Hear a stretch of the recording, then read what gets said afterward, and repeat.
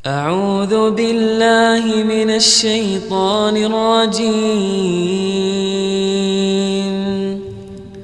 بسم الله الرحمن الرحيم.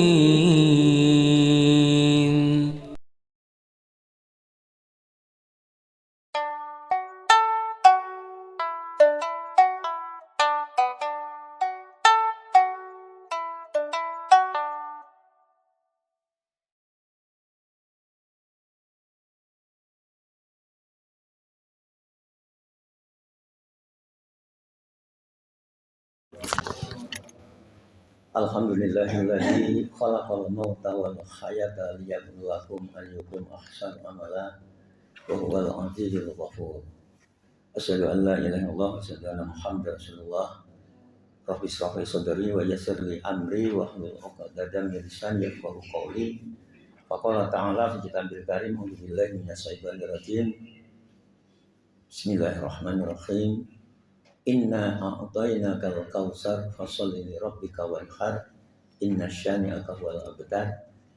Shadaqallahul adzim. Qala Nabi sallallahu alaihi wasallam, innamal mu'minuna ahsanuhum khuluqan. Ibu-ibu, bapak-bapak, saudara sekalian, jamaah syukur yang berbahagia. Pertama dan utama, mari kita senantiasa mengucapkan puji syukur kehadirat Allah SWT. Alhamdulillah pagi hari ini kita masih dibangunkan dan kita bisa melaksanakan sholat subuh berjamaah. Mudah-mudahan amal ibadah kita diterima oleh Allah SWT. Amin ya rabbal alamin. Shalawat dan salam semoga senantiasa tercurah kepada baginda Rasul Muhammad Sallallahu Alaihi Wasallam, juga pada keluarganya, para sahabatnya, dan kepada kita semuanya yang mengikuti risalah Muhammad sampai akhir zaman nanti. Harapan kita di zaman akhir kita mendapatkan syafaat Rasulullah Muhammad Sallallahu Alaihi Wasallam. Amin ya rabbal alamin. Ibu yang berbahagia, saya masih berdebar-debar pagi hari ini karena tadi terjebak hampir setengah jam. Saya belok jalan ini keliru yang utara, Pak. Ternyata sampai di barat itu nggak ada. Mobil tinggal jarak mungkin 5-6 cm, maju kena, mundur kena. Terus ada yang bapak yang punya rumah yang saya itu buka jendela, nyalakan lampu tapi nggak keluar. Saya sampai basah kuyup ini ya, Pak. Jadi karena maju kena, mundur kena tadi. Jadi ya, ternyata nggak ada jalan. Jadi jalan itu sempit banget. Kalau saya tadi mundur juga nggak bisa. Akhirnya saya paksakan. Akhirnya potnya bapak itu saya singkirkan, yang mungkin agak banyak barangkali. Ya kami mohon maaf tadi malam karena ya saya dari rumah biasa, karena saya biasa bangun jam 2:30, jam 3 ya. Terus saya berangkat sampai sini sudah. Kami mohon maaf tadi barangkali ada yang terganggu. Lama tadi Pak, setengah jam karena nggak mundur nggak bisa lagi, hanya gitu. Baik, alhamdulillah ini sudah saya sholat sudah agak tenang. Jadi mungkin tadi ada yang beyok barangkali. Nah, bapaknya berbahagia, tak kenal maka tak sayang. Ya, ini mungkin saya pertama kali sholat jamaah di sini bersama bapak. Saya asli bukan orang Jogja. Ya. Saya tinggal di desa kampung di lembah Sungai Bengawan Solo. Tapi saya di Jogja sudah dari tahun 74. Ya, saya di daerah Seragen, Pak. Seragen tapi desa neng ya pokoknya desa Pemeringet gitu. Betul-betul rumah saya di pinggir Sungai Bengawan Solo, jadi saya paham dengan Bengawan Solo itu. Tapi ternyata di Jogja sekarang juga rumah saya di pinggir sungai. Tapi bukan Sungai Code, tapi Sungai Winongo. Sungai apa itu ya? Ya Kali Winongo itu. Iya. Ternyata gitu. Saya sudah masuk di Jogja dari tahun 74 ya, sampai 84 saya di Jogja, dan saya orang Suhada saya. Ya, saya tinggal di Suhada Pak dulu. Kuliah di Jogja tinggal di Suhada. Dan sampai sekarang saya orang Suhada. Ya, sampai sekarang saya orang Suhada. Dari dulu masih 7 lembaga, sekarang Suhada itu menjadi 21 lembaga. Sekarang dari PAUD, TK, SD, SMP, SMA, perguruan tingginya semuanya ada. Di samping lembaga-lembaga yang lain. Nah, bapaknya berbahagia. Jadi saya 84 sampai 95 pernah tinggal di Nusa Tenggara Barat. Ya, di NTB 11 tahun. Kembali lagi ke sini, dan saya sebagai orang Bantul, Pak. Saya tinggal di itu, Pak, Pojok Beten Kulon, ke selatan dikit ada Pasar Pasti. Di situ ada masjid yang tulisannya besar sekali, Pak, itu Masjid Al Hidayah. Ini nanti saya dari sini langsung di masjid saya Pak ada pengajian. Ya lumayan setiap akad lagi jamaahnya ya 400-an lebih. Setiap akad lagi sudah berjalan berpuluh-puluh tahun. Ini alhamdulillah sini kalau sini tiap akad ya. Tiap akad juga ada saya dengar. Saya lihat itu Pak Ustadz Dawami kemudian yang lainnya seperti itu. Saya nggak tahu Pak Isan nantau di sini itu saya nggak tahu dari mana dapat telepon saya, nomor HP saya nyalon di sini. Baiklah Bapak yang berbahagia. Jadi saya beristri orang Bantul. Ya, beristri orang Bantul. Tapi istri saya 2021 6 April itu termasuk yang kena musibah COVID Pak. Jadi waktu itu Rebo itu bilang sama saya, Pak aku gak tahu loro Pak, ya udah kalau itu nanti ke rumah sakit 9 hari di rumah khusus itu ya. Akhirnya karena satu rumah itu ada yang kena, saya termasuk diisolasikan di rumah sakit Fatmasuri. Jadi kami berempat ya berbeda tempat. Istri dan anak saya di Bantul, saya di Fatmasuri gitu. Waktu itu padahal ya udah nanti periksa gitu. Padahal beliau cerita itu ketika beliau mau melaksanakan sidang, Pak. Istri saya kemarin itu adalah ketua pengadilan agama ya di Bantul gitu. Saya orang Depak, maka masnya tanya kerjaannya apa? Saya pensiunan. Ya saya itu pensiunan guru saya bilang. Ya guru itu kan ustadz ya. Sudah saya lakukan semua Pak. Saya menjadi seorang profesional. Tapi ora pinter itu menangi wong bejo kalah, wong pinter kalah kali wong bejo. Saya udah ngajar TK, SD, SMP, SMA. Sampai sekarang saya ngurusi TK Pak. 2 TK. TK yang benar-benar dan TK taman kanak-kanak, yang kedua taman kawak-kawak. Nah, di sini juga banyak taman kawak-kawak seperti itu ya.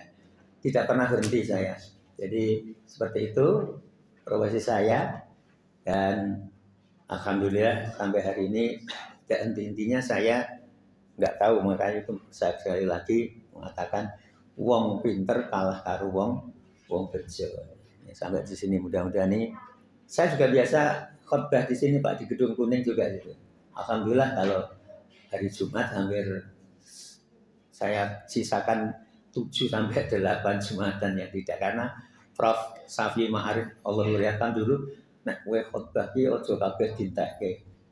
Ada dikasih ruang supaya kamu itu bisa mendapat masukan dari orang lain. Ya, itu sekarang.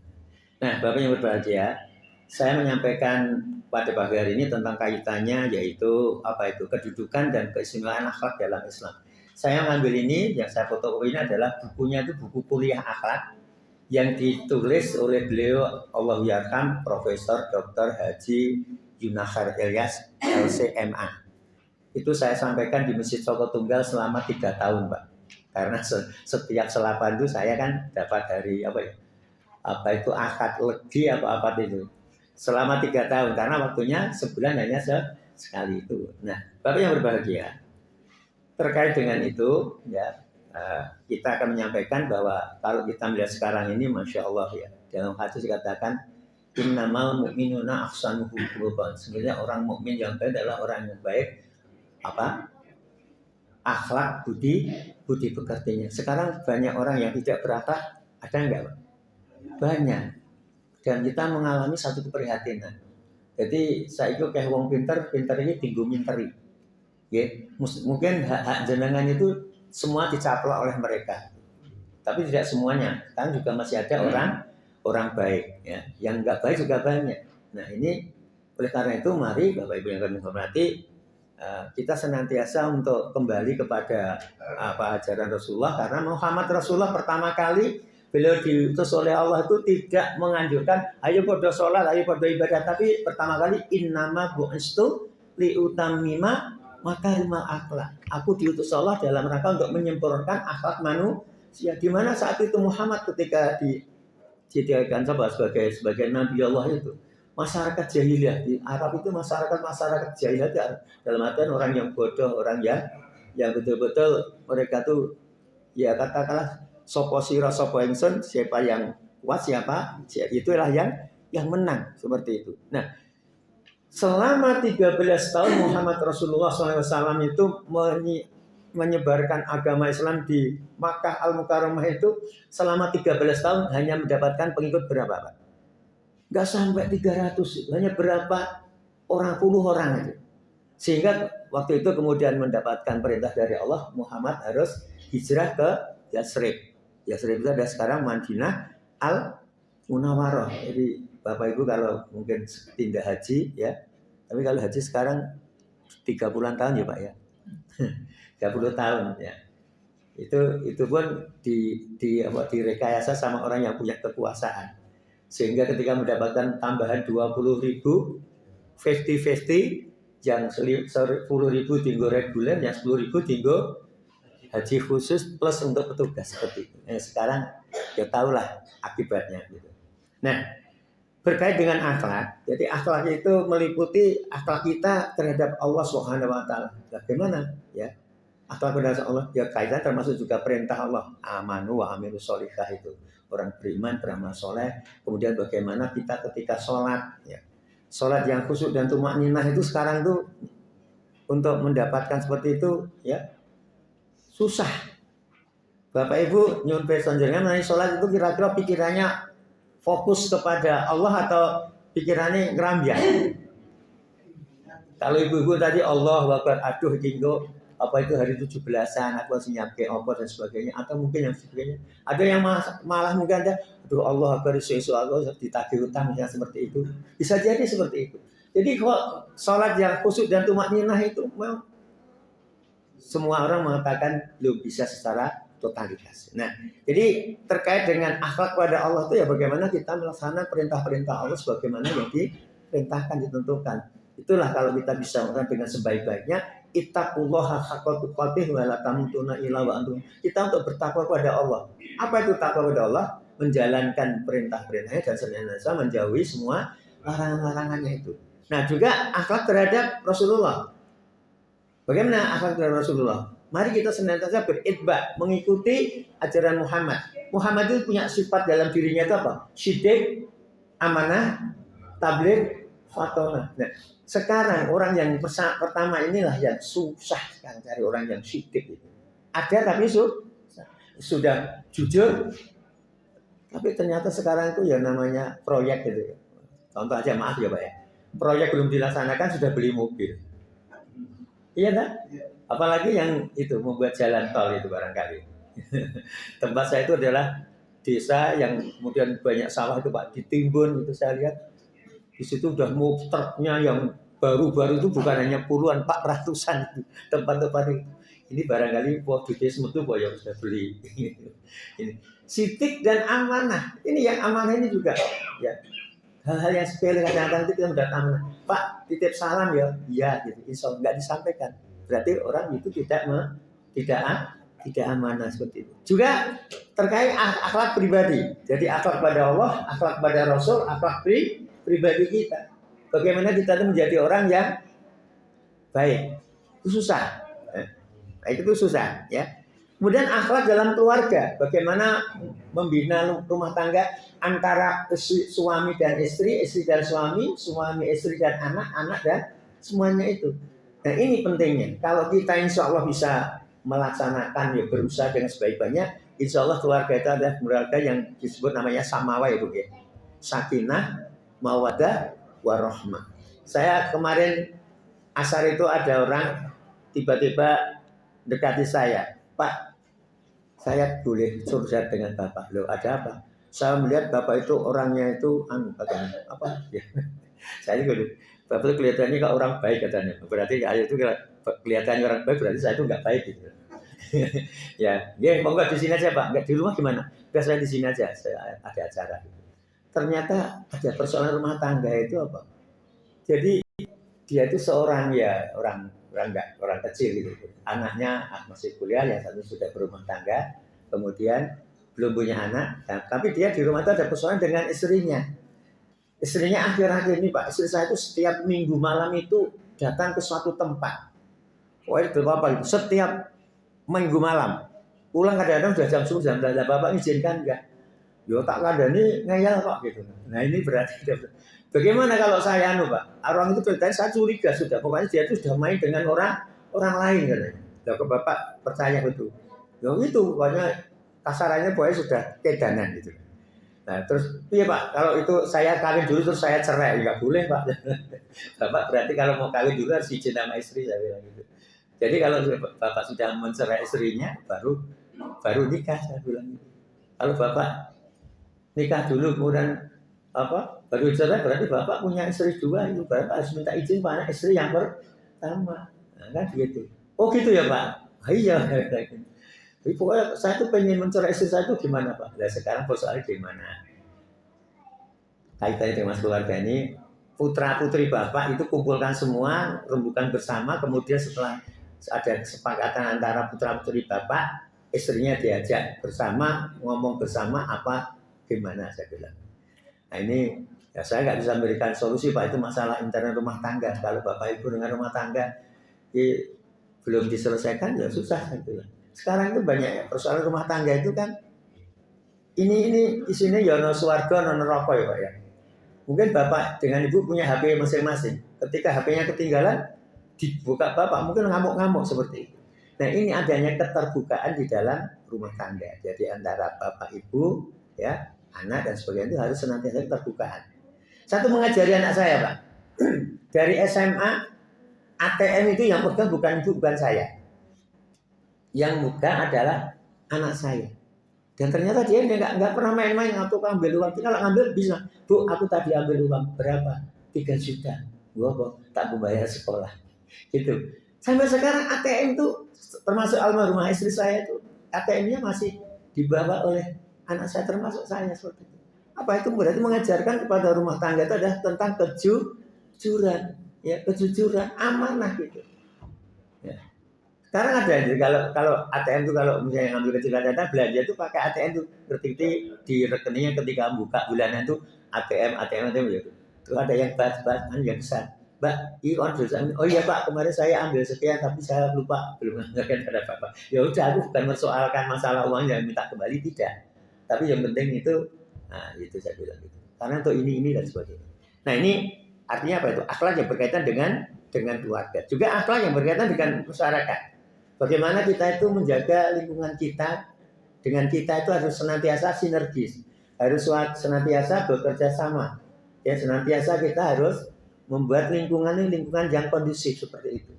Nah, ini insya Allah kalau dalam masyarakat sudah seperti itu, segala kegiatan itu akan dilaksanakan dengan baik seperti itu. Yang terakhir adalah akhlak bernegara. Nah ini alhamdulillah.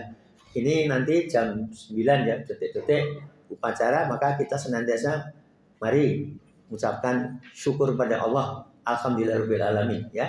Selain syakartum la azidannakum wa la in kafartum inna adabi lasadid. Barang siapa bersyukur padaku, Allah akan melipat gandakan nikmatnya. Wa la in kafartum, apabila engkau engkar kufur padaku, adabku adalah sangat pedih. Alhamdulillah Bapak Ibu yang hormati, Indonesia 80 tahun merdeka, sudah merdeka dari penjajahan. Tapi kita belum merdeka dalam kaitannya dengan masalah akhlak dan moral, Pak. Ya, sekarang uang bukan miliaran, Pak, triliunan diembat, Pak. Uang rakyat ya, diembat ya. Sekarang apa-apa itu menjadi apa? Menjadi semacam kekuasaan milik mereka.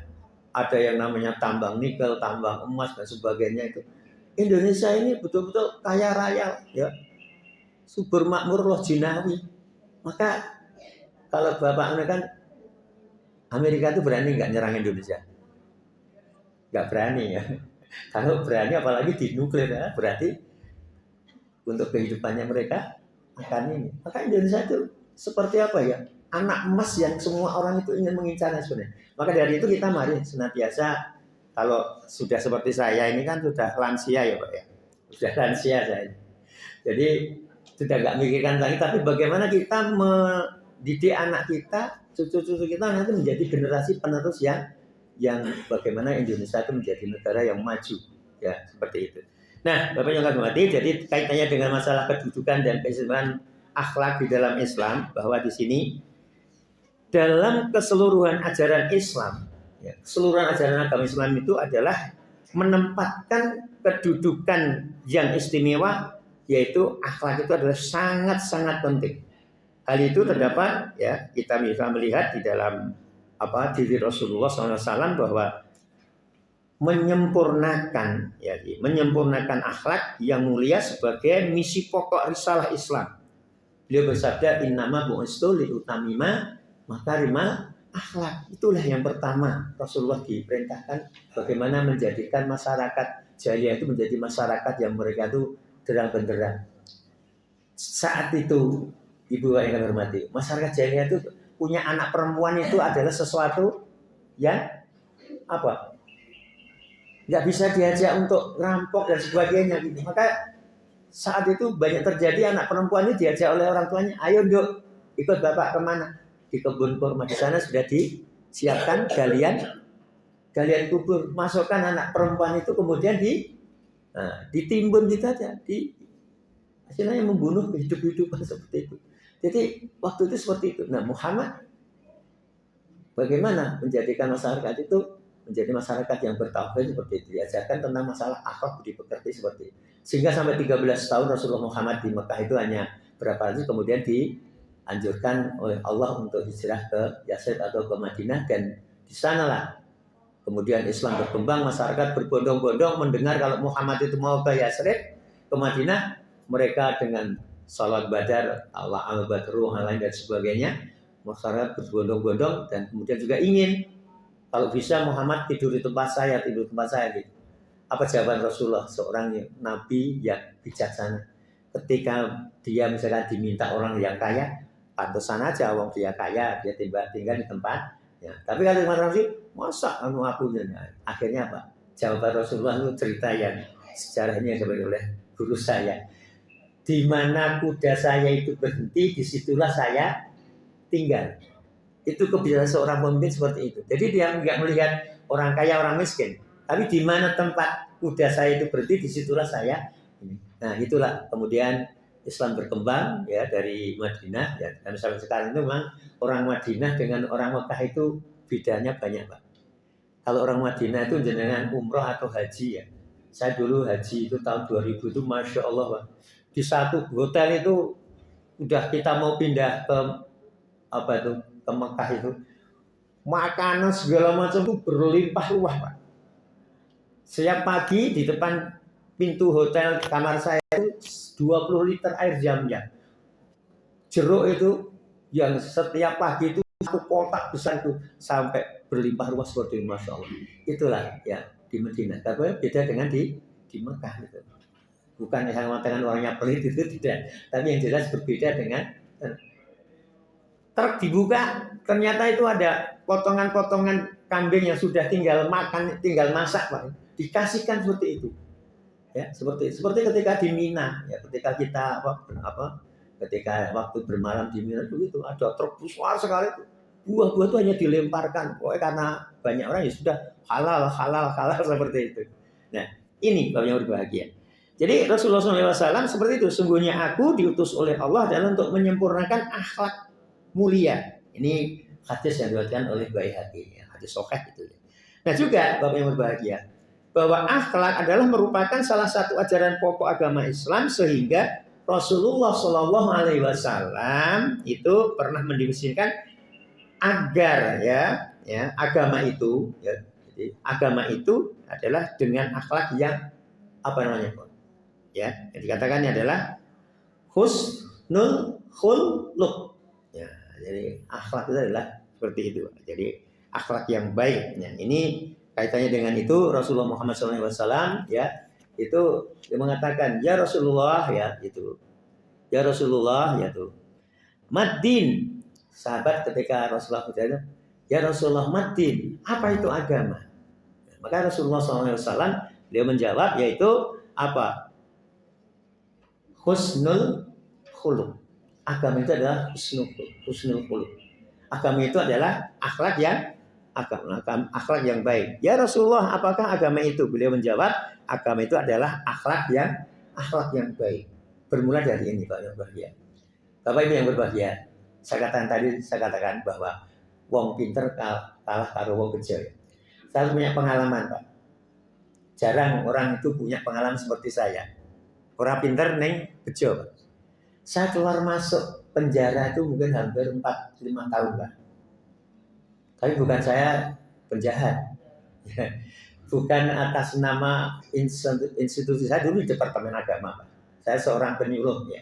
Penyuluh, tapi saya kaitannya penyuluh dengan masalah instansi-instansi. Setiap departemen itu saya bisa memberikan pembinaan keagamaan seperti itu. Tapi saya ketika keluar masuk penjara itu bukan atas nama instansi ya. Saya dipanggil bupati ke ruangnya sendiri. Bapak bisa dan mau gitu. Dan sampai sekian waktu itu saya tidak berharap apa-apa, Pak. Apalagi kok namanya fulus, nggak ada.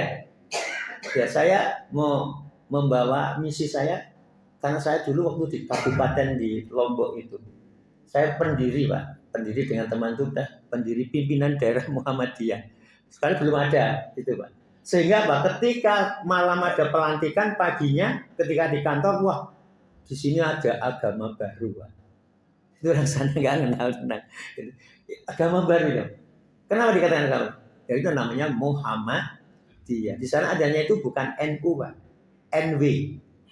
Nahdlatul Wathon, bukan Nahdlatul Ulama. Ada NU-nya, seorang mustasar, seorang pengurus pusat, ya, pimpinan pusatnya NU, namanya Tuan Guru Muhammad Faisal.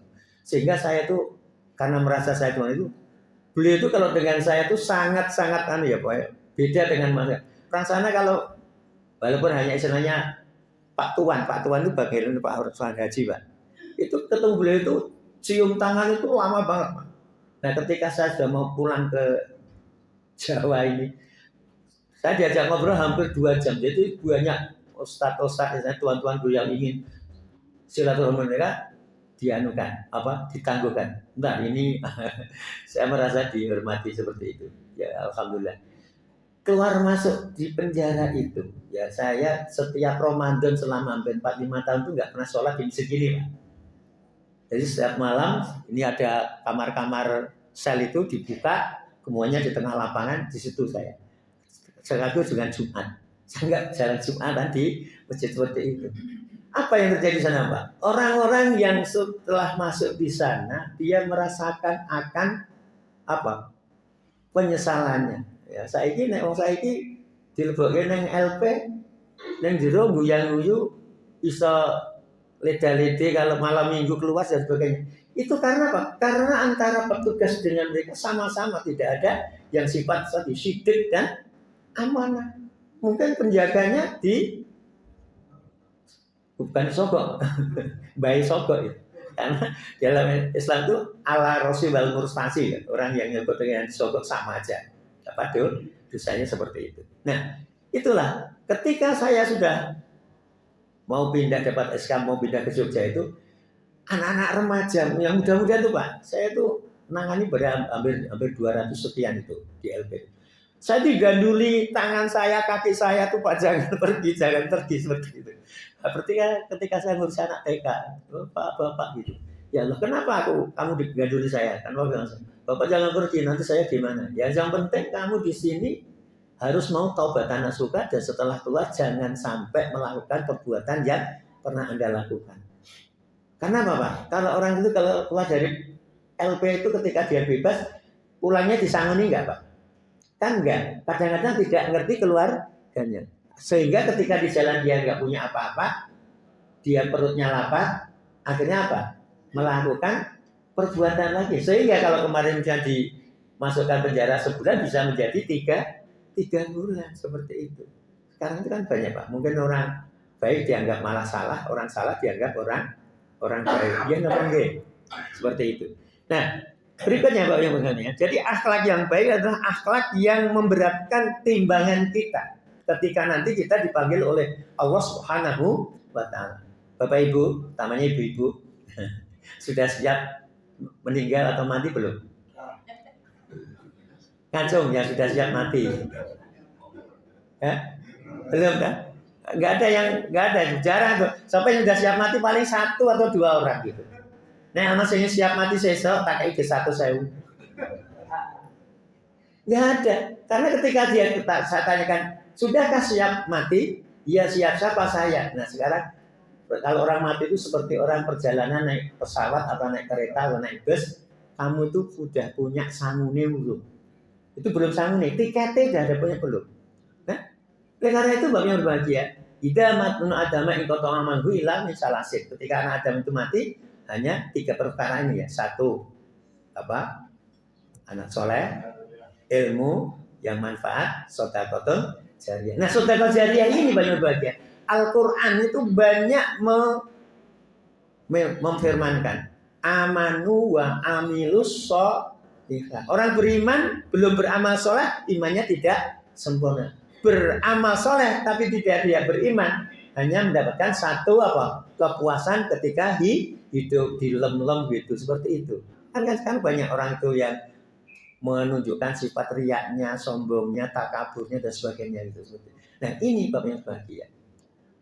Sekarang orang itu kalau kemarin ada KPK itu menggeledah rumah di bawah kasur ada uang 6,3 M itu. Nek dinggo tuku kerupuk neng wilayah sini nih Pak, itu tumpuannya berapa meter itu? Ya, 60,3 miliar. Ya seperti itu. Ya seperti itu. Terus ketika mati apa yang dibawa Pak? Jadi orang mati itu yang dibawanya 3 tadi plus kain kafan yang jumlahnya hanya berapa meter itu. Ya, nggak ada yang lain. Tapi ya itulah kepuasan seseorang seperti itu. Nah, oleh karena itu Bapak yang berbahagia, pentingnya kita orang yang senantiasa kalau kita bisa menata diri kita, instruksi diri kita, ya mudah-mudahan lah seperti itu. Sekarang saya katakan tadi, proyek itu kalau diserahkan kepada kontraktor yaitu belum dibangun dia sudah untuk memperkaya diri sini. Saya pernah gini Pak, ketika saat dalam satu instansi membangun proyek, ketika saya belanja dapat potongan mungkin 10.000, 5.000 sampai selesai bangunan itu potongan itu saya mendapatkan 26 sekian juta. Ketika mobil yang saya pakai itu knalpotnya copot ya tak kelas sendiri, tak bayar sendiri. Kemudian setelah saya belanjakan semua untuk bangunan sampai jadi, uang yang untuk belanja itu karena ini dikelola sendiri ya, masih sekian puluh juta. Terus saya serahkan pada pimpinan, Pak, Bu, ya, karena pimpinan perempuan, Bu, ini ketika belanja saya dapat potongan itu dari toko-toko dan sebagainya sekian, ini sisanya belanja masih sekian, saya serahkan semuanya. Kan gitu Pak. Nah setelah rapat saya diberikan 600.000 itu untuk ngelas knalpot saya dengan untuk bisa untuk beli roda dua pasang. Padahal uangnya kan sebenarnya hampir 50 juta sekian. Nek pamane ya umpamane. Saya misalkan 5% aja dari 50 juta itu udah berapa? Tapi saya nggak berpikir seperti itu Pak. Karena kalau saya uang yang potongan saya ambil aja kan nggak ada yang tahu. Kemudian ada pimpinannya itu minta uang untuk membeli pasir hari Sabtu dan Ahad itu. Saya kasih 5 juta waktu itu pasir itu hanya berapa itu?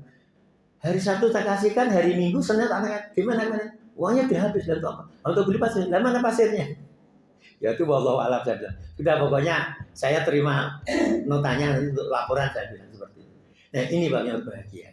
Memulai perbuatan yang baik adalah ibda binafsik, ya harus bermula dari diri kita sendiri. Orang-orang yang makan di hotel-hotel berbintang 5 dan sebagainya itu ternyata yang dimakan itu dengan makanan kita sama Pak, nggak lalu hanya menang ke hotelnya, ternyata yang makanannya disuguhi Pak ini mau jangan sayur asem, kemudian dan sebagainya, nggak ada apa-apanya Pak. Saya pernah juga ya, karena orang itu berbaik dengan orang itu ternyata imbalannya juga seperti itu. Sebagaimana Allah menyampaikan dalam Al-Quran itu barang siapa bersedekah 1 habbah, 1 biji sawi, maka Allah akan melipatkan 700 kali. Saya tuh nggak kenal orang sama sekali, belum tahu siapa datang ya di rumah saya. Monggo Bapak kalau mau silahkan, karena anaknya itu memang temannya anak saya. Ya udah kalau Bapak mau pakai aja. Dipakailah mobil itu sampai 9 hari. Udah pulang ya sudah, enggak kan? Saya juga nggak menaikkan.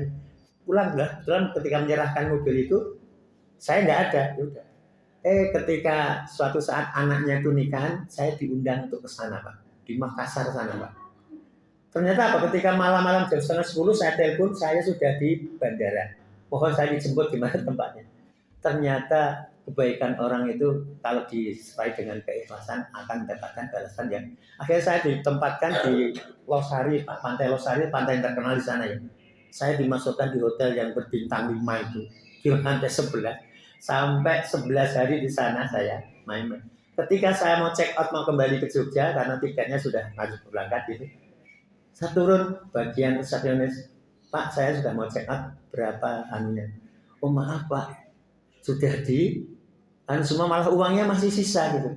Terus Bapak, oh enggak mau nanti saya aja tak kasih nomor teleponnya anaknya, nanti anaknya suruh ngambil uang sisa yang untuk bayar di hotel itu. Sampai rumah saya subhanallah alhamdulillah saya bilang. Ada lagi anak yang sekolah sampai motor saya itu 2 tahun Pak dipakai, ketika dikembalikan ke rumah itu sudah mau copot Pak Bani. Alhamdulillah. Sekarang anak itu setiap pulang ya dari Jerman itu pertama kali yang datang adalah ke rumah saya. Ya, seperti itu. Baru dia ke rumahnya orang-orang Sydney sana ya. Jadi seperti itu. Ya Allah itu begitu mengesan orang-orang yang oleh karena Bapak yang ya itulah kebaikan, dia akan dibalas dengan kebaikan. Nah, Bapak yang kami hormati, jadi orang-orang yang paling dicintai ya serta paling dekat dengan Rasulullah SAW nanti pada hari kiamat itu adalah orang-orang yang paling baik akhlak budi pekertinya. Kemudian Pak yang bahagia, kurang 5 menit ya? Ya oke. Soalnya kalau saya ngomong nggak diingatkan itu bablas saya. Makan guru saya Pak ya. Jadi seperti itu. Nah Rasulullah SAW juga menjadikan bahwa baik buruknya akhlak seseorang sebagai ukuran daripada kualitas imannya. Maka orang yang dikatakan beriman bertakwa itu adalah pertama ya. Bagaimana kita itu menguatkan keimanan kita. Al-imanu al-iqraru bil lisan wal aqdu bil qalbi wal amalu bil arkan. Aku ingat pelajarannya Allah Wiyakan Pak Kiai Haji Air Fahrudin ketika memberikan kuliah subuh di Masjid Syuhada.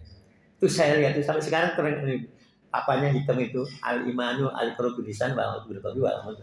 Iman diucapkan dengan lisan ditanamkan dalam hati sanubari dan bagaimana realisasinya dalam kehidupan sehari-hari seperti itu. Pak R itu dulu kalau ngisi ceramah di TVRI Jogja. Biasanya jangan teman-teman gitu. Nanti kalau sudah sampai di jalan, kemudian di teman-teman, uang yang diberikan dari TVRI itu nggak dibawa pulang, nggak dikasihkan oleh Ibu Komaria. Ya. Jadi seperti itu. Alhamdulillah mertua saya itu adiknya, ya adiknya Bu R Fahrudin, ya seperti itu. Jadi uang itu diberikan teman-teman dari ini di asrama Jodah nanti untuk beli apa-apa. Jadi pulang tuh nggak bawa apa-apa, ya. Dan beliau kalau isi pengajian nggak mesti harus jamaahnya piro aku tekon nggak dikira apa. Wong bolu pun rawong bulu ora teko piye gitu. Pernah juga mengisi pengajian itu orang-orang yang di Pasar Kembang yang dulu namanya Sarkem. Batinnya wong tuh, duh Pak Kiai kok mlebu metu saka Sarkem ini ngerti nggih jenengan? Kidul stasiun Tugu itu, dan tapi sekarang sudah modelnya sudah beda. Zaman itu seperti itu. Karena apa? Dia diminta. Ternyata mereka itu adalah juga bukan orang-orang yang bejat moral seluruhnya juga total enggak. Sebenarnya mereka juga karena masalah ekonomi juga masalah lainnya, kemudian juga dia masih butuh perlu siraman rohani. Ya udah pulang ya udah seperti itu. Nah, ini Bapak yang berbahagia. Jadi keimanan ya. Al-iman ini adalah menjadi titik. Ya, saya jalan-jalan dengan istri saya dulu kan jalan. Mau metik daun itu dimarah saya. Pak, jangan dipetik. Lah kenapa? Orang enggak ada yang kok orangnya enggak ada kok kamu metik nanti. Hanya masalah sepele Pak. Sepele aja, enggak seperti itu. Sehingga sampai sekarang ini saya tuh kalau acara-acara begini saya itu termasuk on time Pak. Tadi yang ada adalah Mas Kan sendiri aja. Sudah nunggu saya itu. Coba kalau saya tadi nggak terjebak itu mungkin saya sini masih dikunci itu. Ya, seperti itu. Karena saya sudah biasa di Masjid Soko Tunggal itu biasanya jam 3 itu setengah 3 itu sudah sampai sana qiyamul lail, kemudian dilanjutkan sholat jamaah subuh, kemudian pengajian. Setelah itu ini juga ada ini apa ini? Ini namanya Minggu Barokah ini. Kalau tempat saya hari Jumat, Pak. Hari Jumat. Setiap Jumat itu ada pengajian seperti ini. Nah, Bapak Ibu yang hormati, mungkin kami nggak panjang lebar karena saya tadi masih berdebar-debar karena kejebak itu bisa enggak mobil saya itu keluar seperti itu. Ini seperti itu sekali lagi, baik buruknya akhlak seseorang sebagai ukurannya adalah kualitas imannya, bukan kuantitas. Bapak Ibu sekalian siap baru sholat terus siap malam bagaimana? Nilai sholat rah khusyuk dan tumakninah yang penting hanya menggugurkan kewajiban. Sekarang aja orang namanya sholat itu sing makmum karo sing imam leh sujud duluan yang makmum itu sholatnya sah nggak Pak? Sah nggak? Enggak kan? Tapi sekarang tuh banyak. Mestinya ukurannya kalau Allahu Akbar itu baru kita bergerak lagi orang. Kita lagi Allah kene wis rukuk. Sami Allah liman hamidah Rabbana wa lakal hamdu diserak-serak ini enggak tahu liyane iso maca apa ora ngerti. Ya, kemudian sujud itu. Gara sujudnya kesuwen karena kan iki gimana sih kita itu sholat itu beraudiensi dengan Allah. Ibu memahami nggak surat Al-Fatihah itu? Apa surat Al-Fatihah? Separuh adalah mengagungkan asma Allah, separuh adalah permohonan kita kepada Allah. Bismillahirrahmanirrahim dengan menyebut asma Allah yang Maha Pengasih lagi penyayang. Terima kasih hambaku, kamu telah mengagungkan. Alhamdulillah segala puji bagi Allah seluruh sekalian Allah. Terima kasih itu. Ya. Ar-Rahmanir-Rahim. Tapi setelah sampai iyyaka na'budu wa iyyaka nasta'in, hanya kepada Allah kami menyembah dan hanya kepada Allah kami mohon pertolongan. Kira-kira Allah itu ketika penjenengan minta itu ngasih enggak?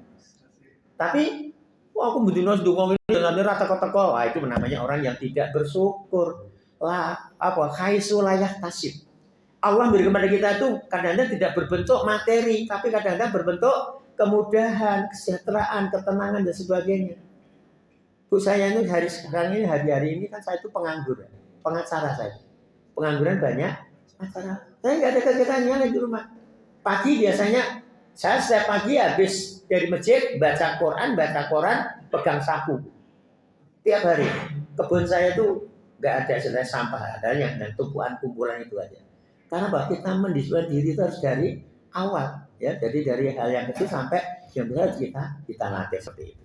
Nah, Bapak yang hormati, mungkin sekelumit itu saja yang kami sampaikan pada pagi hari. Tapi intinya bahwa akhlak terhadap ya seseorang pada diri kita, keluarga kita ini penting kita mulai dari saat ini karena kita sangat prihatin dengan kondisi bangsa Indonesia yang makmur, subur makmur, tapi tidak seluruhnya bisa menikmati seperti itu. Monggo itu saya sampaikan paling banyak. Saya mau ngomong tok itu paling 5% itu sudah paling hebat. Tapi kalau saya tinggali catatan kayak gini, itu nek lali kok apa ya disampaikan Pak Aris kemarin seperti itu. Ya alhamdulillah seperti itu. Baik Bapak yang berbahagia, jadi itu sekelumit pengenalan saya yang saya sebenarnya tidak tahu ini dapat telepon nomor saya dari mana. Yang penting saya sekarang ini tergambar di Masjid Al-Mustaghfirin ya. Iya seperti itu. Baik, Ibu Bapak yang hormati, kalau apa yang kami sampaikan baik dan benar dari Allah SWT, kalau salah dan hilang itu karena kurangnya pengetahuan saya. Tahu diocak acik mericopolo tinggal jane. Karepku ngajak becik dini tompo Allah abduyu, gitu. Ada sumur di ladang, boleh kita menumpang mandi. Kalau ada umur yang panjang, naik diundang, ya insya Allah saya akan derek panjenengan sami-samina wa atona. Moga kita akhiri dengan kafaratul majlis bersama. Subhanakallahumma wa bihamdika asyhadu an la ilaha illa anta astaghfiruka wa atubu ilaik. Alhamdulillahirabbil alamin. Bila hidayah wa taufik. Wassalamualaikum warahmatullahi wabarakatuh.